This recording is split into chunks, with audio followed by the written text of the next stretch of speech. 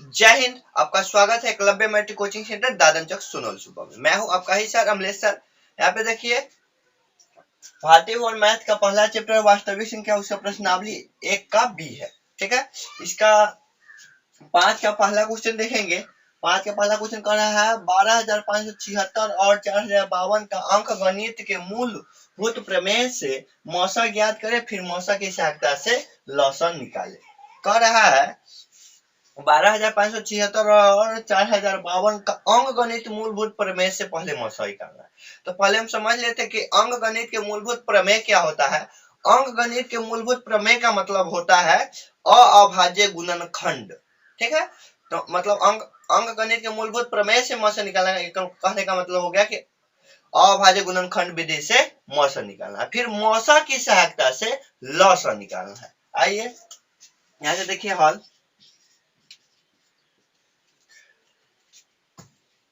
12,576 इसका अभाज्य गुणनखंड कर लीजिए, 2 से लगाइएगा तो 6 दूना 12, 2 दूना 4, 1 आ गया तो 17, 8 दूना 16, 8 दूना 16, फिर 2 से लगाइएगा तो 3 दूना 6, 2 का 2, 4 दूना 8, 4 दूना 8। ठीक है, फिर 2 से लगाइएगा 2 का 2, 5 दूना 10, 7 दूना 14, 2 दूना 4, फिर 2 से लग जाएगा 7 दूना 14, 8 दूना 16, 6 दूना 12, फिर 2 से चल जाने वाला है, 2 से लगाइए 3 दूना 6, 1 आ गया तो 9 दूना 18, 3 दूना 6, अब 3 से जाएगा 3 का 3, 3 3 और 3 का 3। अब यहाँ पे यह 7 से नहीं जाएगा, अब यह न कटने वाला है तो छोड़ दीजिए। ये है 4,052, इसका 2 से लगाइए 2 दूना 4, 0 के 0, 2 दूना 4, 6 दूना 12। ठीक है, अब फिर 2 से चले 2 का 2, 0 के 0, 2 का 2, 3 दूना 6। अब यह देखिए, अब यह क्या जाने वाला है, यह नहीं 11 से नहीं जाएगा, नहीं 7 से जाने वाला है, 7 से भी लगाइएगा तो ये नहीं जाएगा, छोड़ दीजिए। अब ये विभाजित नहीं होने वाला है तो लिख लीजिए।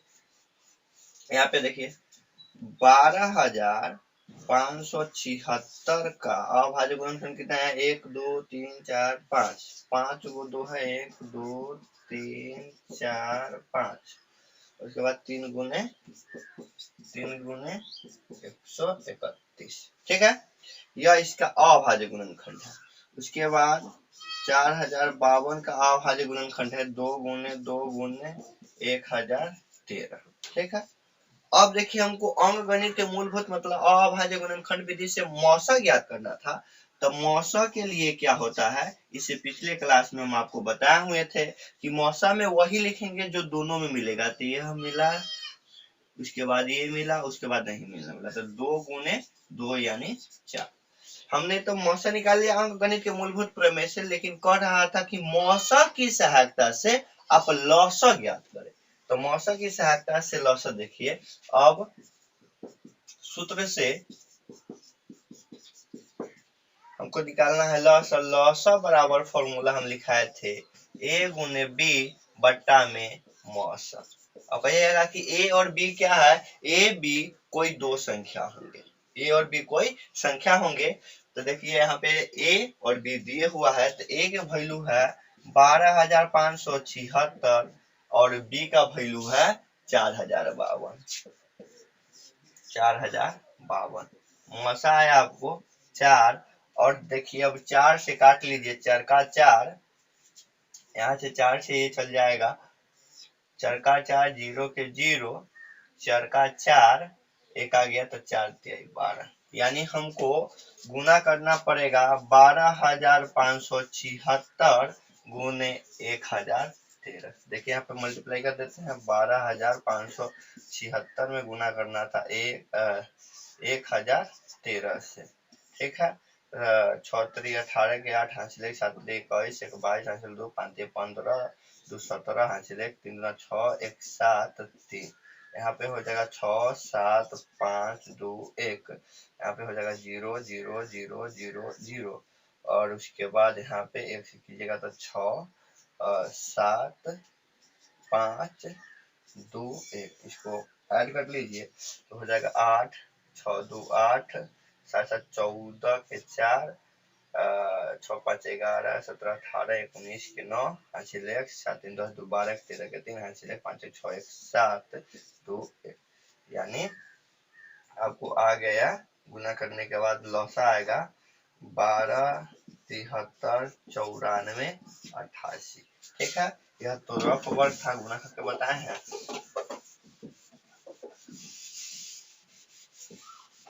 ठीक है, हमको क्वेश्चन में क्या पूछ रहा था उसको हम अतः में लिख देंगे। क्वेश्चन में पूछ रहा था कि मौसा, तो मौसा हमको आया है 2 एवं लौसा, लौसा पूछ रहा था तो लौसा आया है 12 73 94 88। ठीक है, क्वेश्चन पूछ रहा था, क्वेश्चन कह रहा था कि अंकगणित के मूलभूत प्रमेय से पहले मौसा ज्ञात करें, तो अंकगणित के मूलभूत प्रमेय से मौसा निकाल दिए और मौसा की सहायता से लौसा निकाले, तो मौसा की सहायता से हमने लौसा निकाल दिया। इसी प्रकार से इसका अगला क्वेश्चन देख लेते हैं। आइए इसका 5 का दूसरा क्वेश्चन देखते हैं। 5 का दूसरा क्वेश्चन कह रहा है अभाज्य गुणनखंड की प्रक्रिया से 96 और 404 का मौसा निकाले, फिर मौसा की सहायता से लौसा निकाले। इससे पिछला जो क्वेश्चन था उसी प्रकार का क्वेश्चन है। देखिए यहाँ से हल कह रहा कि पहले अभाज्य गुणनखंड की प्रक्रिया से क्या करना है, मौसा निकाले, तो पहले हमने मौसा निकालना है। 2 से निकालिए, 2 से लगाइए तो 4 दूना 8, 8 दूना 16, 2 से लगाइएगा तो 2 दूना 4, 4 दूना 8, फिर 2 से लगाइएगा तो 12 दूना 24, फिर 2 से लगाइए 6 दूना 12, फिर 2 से लगाइएगा 3 दूना 6। उसके बाद क्या है 404, 2 से लगाइएगा तो 2 दूना 4, 0 2 दूना 4, फिर 2 से लगाइएगा तो 2 का 2। देखिए अब यह न लगने वाला है, यहाँ पे देखिए 96 बराबर हो जाएगा 2 गुने 2 गुने 2 गुने 2, क्या 1 2 3 4 5, 2 3 4 5 गुने 3। ठीक है, उसके बाद था 404 का था 2 गुने 2 गुने 101। अब हमको निकालना है पहले मौसा।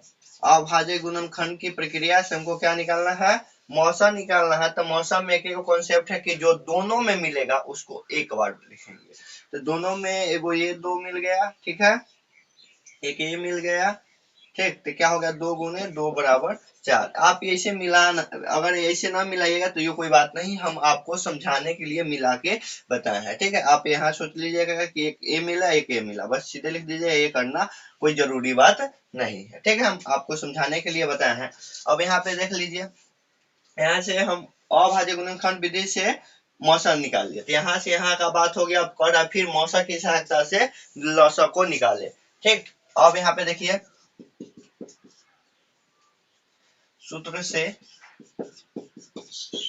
से हम जो प्रश्नावली एक का भी पहला क्लास दिए थे उसी में हम आपको फॉर्मूला बताए हैं, चाहे इससे पिछला क्वेश्चन में बताए थे कि लौसा बराबर होता है फॉर्मूला ए गुने बी बट्टा में होता है मौसा।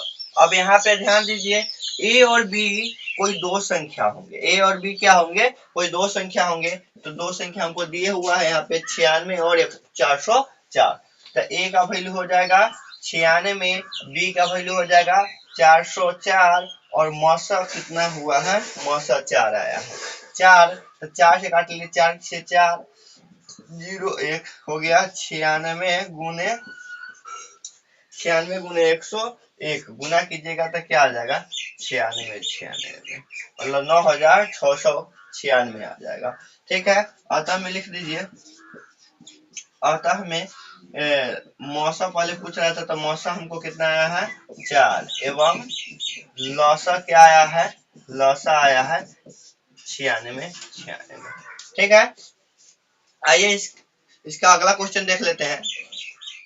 आइए 5 का तीसरा देख लेते हैं। 5 का तीसरा क्वेश्चन कर रहा है, यदि लौसा 306 और 657 का 22,338 तो मौसा 306 और 657 का क्या होगा, निकालना है। ठीक है, पहले इस प्रकार से क्वेश्चन रहेगा तो पहले क्या करेंगे, पहले लिख लेंगे कि जो दिए हुआ है क्वेश्चन में क्या दिया हुआ है कि लौसा 306, 657 का लौसा आया है 22,338।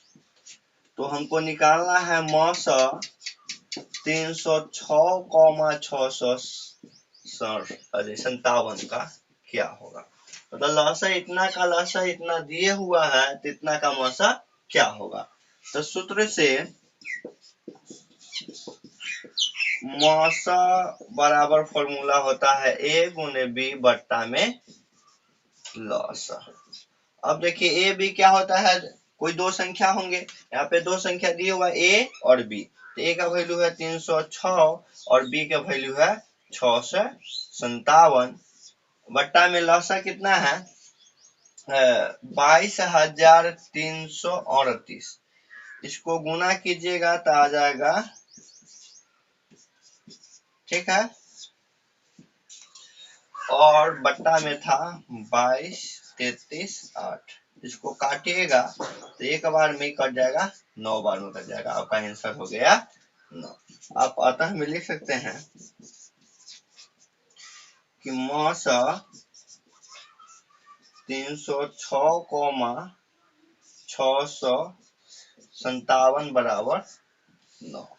ठीक है, इसी प्रकार से इसका अगला क्वेश्चन देखते हैं। ये छठा का पहला क्वेश्चन देखते हैं। छठा का पहला क्वेश्चन कह रहा है कि जांचे कि क्या किसी प्रकृत संख्या यौन के लिए 4 के पावर यौन के अंत में 0 आ सकता है।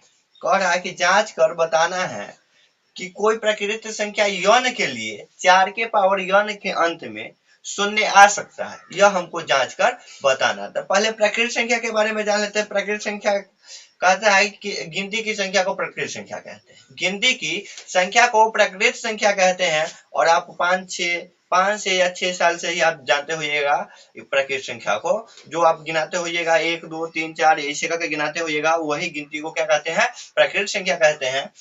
यहाँ से हल देखिए, कह रहा है यौन क्या है, चूंकि यौन प्रकृत संख्या है। यौन क्या है, प्रकृत संख्या है, इसलिए यौन बराबर क्या होगा 1 2 3 4 5 6 7 ले सकते हैं। ठीक है, अब देखिए क्या है कि 4 के पावर यौन में 4 के पावर यौन के लिए जांचना था। हम यौन बराबर पहले प्रकृत संख्या है तो 1 लेंगे। अब देखिए 4 के पावर 1 बराबर क्या हो जाएगा, 4 के गुणनखंड कीजिएगा तो 2 गुने 2।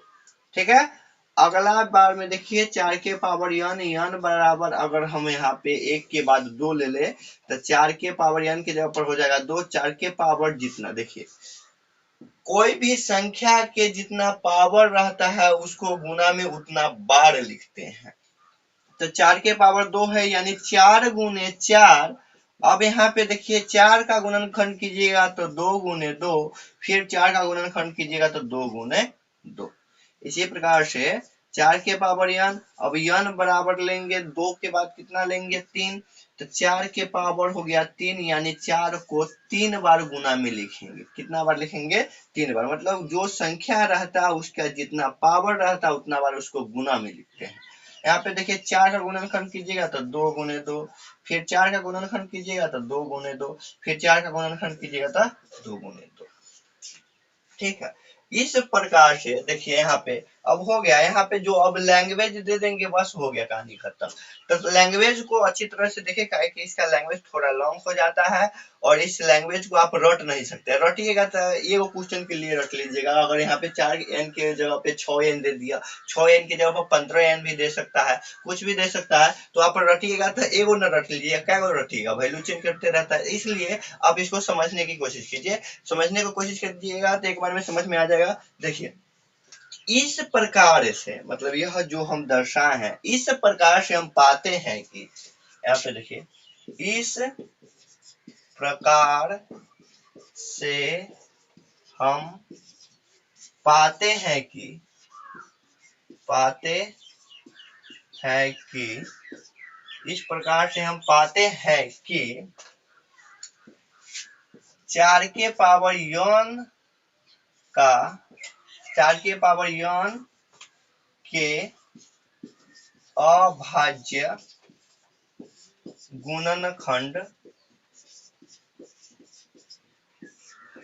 में सिर्फ 2 है। ठीक है, पहला बात तो जो आया उसको लिख दिए हैं। हम इसमें क्या पाए हैं कि इस प्रकार हम पाते हैं कि 4n के अभाज्य गुणनखंड में सिर्फ 2 है। बताइए सिर्फ 2 के अलावा गुणनखंड में और कुछ आया है? नहीं। अब देखिए अंक गणित के मूलभूत प्रमेय से, अंक गणित के मूलभूत प्रमेय से, अंक गणित के मूलभूत प्रमेय से, अंक गणित के मूलभूत प्रमेय से 4 के पावर n का कोई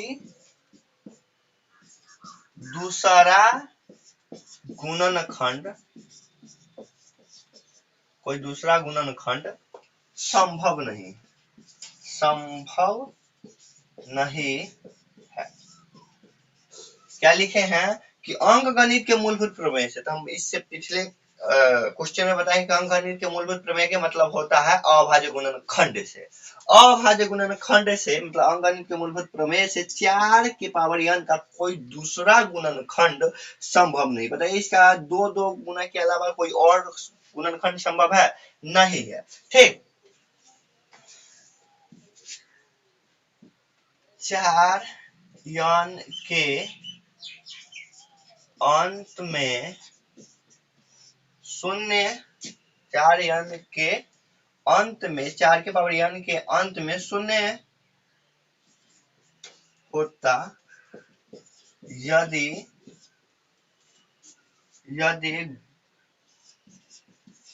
गुणनखंड में, ये जो गुणनखंड निकाले हैं, गुणनखंड में क्या होता, 2 के अलावा क्या होता? देखिए 2, इसमें 1 से गुना करेंगे, क्या कितना से गुना करते तो 0 आता। 1 से गुना करेंगे तो 0 नहीं आएगा, 2 से गुना करेंगे तो नहीं आएगा, 3 से करेंगे तो नहीं आएगा, 4 से नहीं करेंगे तो नहीं आएगा, लेकिन 5 से गुना करेंगे तो 0 आ जाएगा। 5 दूना 10। ठीक है, तो वही लिखे 4 के पावर n के अंत में 0 होता है यदि गुणनखंड में 2 के अलावा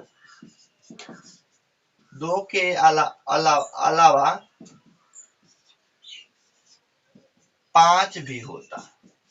क्या होता? 5 भी होता, 5 भी होता, किंतु ऐसा नहीं है। ठीक है, 4n के अंत में 0 होता है यदि गुणनखंड में 2 के अलावा 5 भी होता। 2 के अलावा क्या होता? 5 भी होता, तब होता, किंतु ऐसा नहीं है। किंतु ऐसा है? 5 गुणनखंड में कहीं दिख रहा है? नहीं दिख रहा है, किंतु ऐसा नहीं है। अतः किसी प्रकृत संख्या n के लिए 4 के पावर n के अंत में 0 नहीं हो सकता। अतः किसी प्रकृत संख्या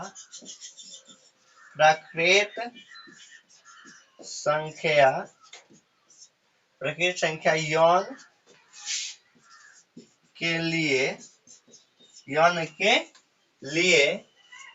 4 के पावर n के अंत में 4 के पावर n के अंत में 0 नहीं हो सकता। ठीक है, यह लैंग्वेज है कि 2 बार अपने से लिखिएगा। यह जरूरी है कि जो बात को हम लिखे हैं अपने शब्दों में, वह आप अपने शब्दों में भी लिख सकते हैं। देखिए एग्जाम में लिखा रहता है कि विद्यार्थी अपने शब्दों में उत्तर दे। यह जरूरी नहीं है कि जो भी कोई भी टीचर आप लोग के जहाँ पढ़ते होइएगा, वह सर जो सिखा रहे होंगे वही लैंग्वेज में लिखना है। मतलब वही कथन को, वह जो दर्शा रहा है उसी कथन को आप अपने कथन में दर्शा सकते हैं, अपने भाषा में अपने तरीके से उसको दर्शा सकते हैं। उसमें कोई दिक्कत नहीं है कि हम जो लिख दिए इसी को रटना है। मतलब यही जो कथन हम लिखे उसी कथन को अपने शब्दों में भी आप दर्शा सकते हैं। ठीक है, इसी प्रकार से इसका लास्ट क्वेश्चन देख लेते हैं। प्रश्नावली 1 का बी का लास्ट क्वेश्चन, छठा के दूसरा। देखिए इस चैप्टर का लास्ट क्वेश्चन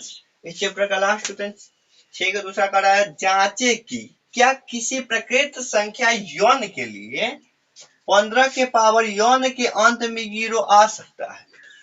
इसी प्रकार का, इससे पिछला जो क्वेश्चन था उसी प्रकार का क्वेश्चन है। कह रहा है कि जांच कर बताइए कि कोई प्रकृत संख्या यौन के लिए 15 के पावर यौन के अंत में 0 आ सकता है। देखिए उसी प्रकार से जांचेंगे जो इससे पिछला क्वेश्चन था। चूंकि यौन प्रकृत संख्या क्या है, क्वेश्चन में कह रहा है कि क्या है, प्रकृत संख्या है। क्योंकि यौन प्रकृत संख्या है, इसलिए यन बराबर आप जानते हैं प्रकृत संख्या क्या होता है, 1 2 3 4 5 6 7, आप जहां तक मन है जहां तक दर्शा सकते हैं। कम से कम 2-3 को जरूर लीजिएगा, ठीक है। यहाँ पे 15 के पावर यन है, यन बराबर पहले 1 लेंगे तो 15 के पावर 1, 15 का गुणनखंड कीजिएगा तो 3 गुने 5। अगला देख लीजिए 15 के पावर यन, यानी यन बराबर हम 2 लेंगे तो 15 के पावर 2, 15 के पावर 2 का मतलब हो गया 15 गुने 15। हम बताए हैं इससे पिछले क्वेश्चन में कि जो भी कोई भी संख्या के पावर जितना होता है उस संख्या को उतना बार गुना में लिखते हैं। 15 का गुणनखंड कीजिएगा तो 3 गुने 5, फिर 15 का गुणनखंड कीजिएगा तो 3 गुने 5।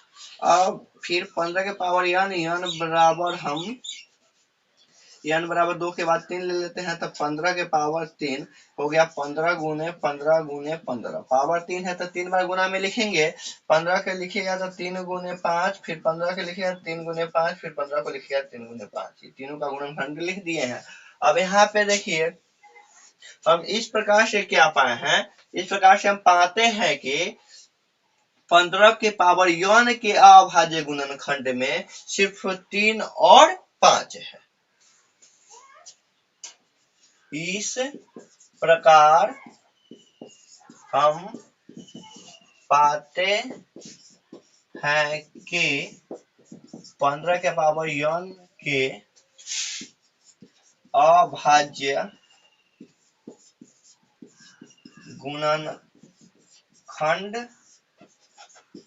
गुणनखंड में सिर्फ 3 और 5 है। क्या है, 3 और 5 है। अंक गणित के मूलभूत प्रमेय से 15 के पावर यौन का कोई दूसरा गुणनखंड संभव नहीं। बताइए इसका दूसरा गुणनखंड कर सकते हैं? नहीं कर सकते हैं। अंक गणित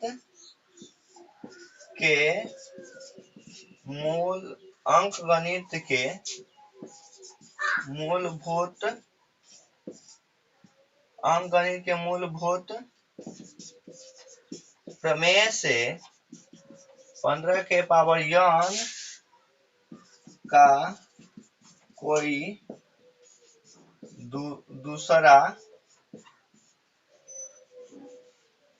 कोई दूसरा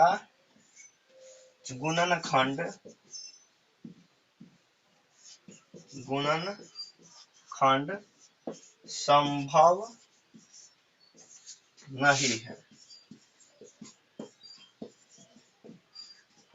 नहीं है। ठीक, 15 के पावर यौन के अंत में अगर 0 होता, 15 के पावर यौन के अंत में 0 होता, यदि 15 के पावर यौन का अभाज्य गुणनखंड में 3 और 5 के अलावा 3 और 5 के अलावा देखिए 3 और 5 के अलावा क्या से गुणन करेंगे कि यह 0 आ जाएगा अंत में। 1 से कीजिएगा नहीं होगा, 2 से कीजिएगा तो 5 ना 10 आ जाएगा। 3 और 5 के अलावा 2 होता, किंतु इसमें है 2 नहीं है, किंतु ऐसा नहीं है,